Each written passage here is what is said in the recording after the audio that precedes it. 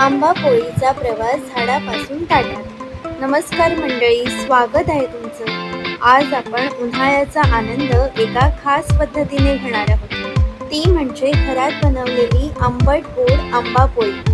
पण रेसिपीकडे वळण्याआधी आपल्याला सुरुवात करायची आहे ती अगदी मुळापासून. आता आम्ही आंबे पाडायला जात आहोत.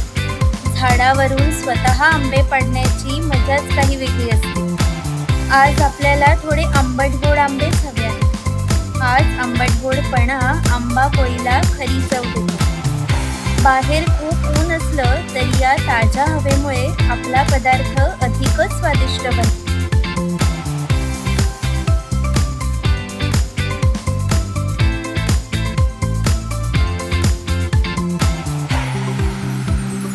आंबा कुठलाही असो, तो खाण्याचा मोह कोणालाही आवरणार नाही. आम्ही तिथेच अर्धे आंबे फस्त केले आणि अतिशय गोड आंबे बरं का. आपले आंबे काढून झालेले आहेत. आता आपण किचन मध्ये जाऊया. आंबे आधी उकडून घेतले आणि त्याचा गर काढून चाळणीतून गाळून घेतला.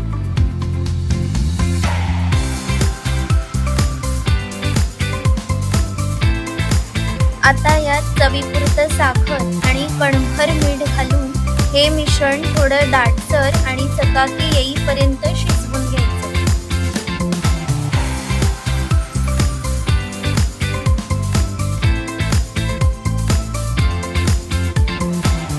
आता हे उन्हात ठेवण्यासाठी रेडी आहे. त्याआधी ताटाला थोडं तेल लावून या मिश्रणाचा पातळ आणि एकसारखा थर लावून ते बाहेर 2 दिवस सुकेपर्यंत कडक उन्हात ठेवलं. तर आपली आंबट गोड आंबा पोळी खाण्यासाठी रेडी आहे.